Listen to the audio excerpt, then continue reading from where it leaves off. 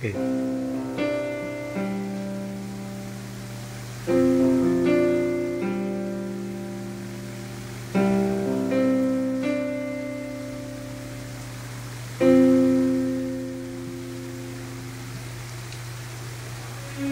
Ha ha ha ha ha ha ha. Ha ha ha ha ha ha ha. Ha ha ha ha ha ha. Sino ka? Sino ako? Hindi mo ako nakikilala? Sumama ka sa akin at ibibigay ko ang lahat ng gusto mo. Ha ha ha ha ha ha. Ha ha ha ha ha ha ha ha.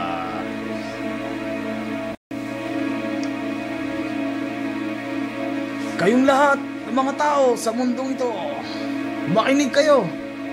Simula ngayon, lahat ng gusto ko, lahat ng iutos ko ay susundin nyo. Ako ang masusunod at kayo'y sunod-sunuran na sa akin. Nakikita ba ninyo ang mga unan na to? Ang mga unan. Ito, ibibigay ko sa inyo basta't sumunod lang kayo sa akin. Akin ang lahat ng kapangyarihan. Walang lalaban sa aking utos. Lahat kayo ay susunod.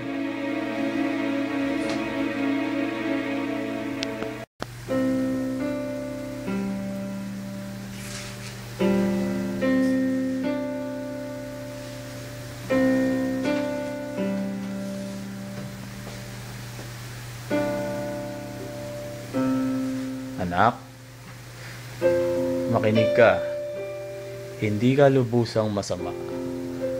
Natukso ka lamang ng dyablo, kaya't ayan ka ngayon. Hindi ka't lubos na masama.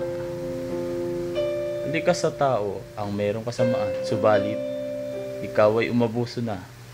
Hubarin mo ang kapangyarihan at ikaw ay babalik sa dati. Hubarin? Hindi ko hubarin to. Kapag nasa akin ang kapang ito, ako'y lubos na makapangyarihan. Sumusunod sila sa lahat ng gusto ko. Akin ang kapang ito, hindi ko to hubarin. Hindi ka lubos na masama, anak. Hubarin mo ang kapangyarihan at ikaw ay babalik sa iyong normal na pag-iisip. Ikaw ay natukso ng dyablo, kaya hubarin mo ang kapangyarihan. Sige na. Alalahanin mo ang utos ng Diyos. Ang mga pangako niya sa iyo nung ikaw ay nagsisimula pa lamang sa buhay na yan. Sige na, lumapit ka. Hubarin mo ang iyong kasamaan at muli kang magbalik loob sa Kanya.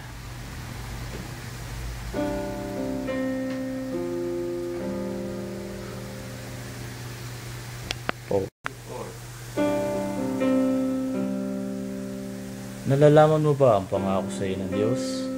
Kung ikaw ay susunod lamang sa Kanya, magiging tulad ka ng isang ilaw na ito na nagliliwanag sa buong paligid, at ikaw ay magiging asin at ilaw ng sanlibutan. Sumunod ka lamang sa utos ng ating Panginoon.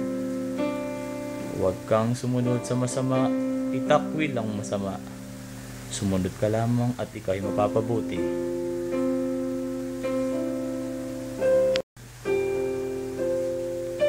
Magbalik loob ka sa Diyos, anak. Alalahanin mo ang mga pangako niya sa iyo. Ang buhay na walang hanggan. Ang pangakong lupa na sa iyo ay naghihintay. Ang lahat ng tao ay hindi na kailangang kumain, magbihis, maligo o kahit ano pa man na ginagawa rito sa lupa.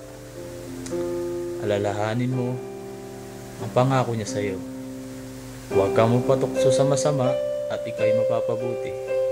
Yan lamang ang payo ko sa iyo at ikaw ay malalayo sa kasamaan.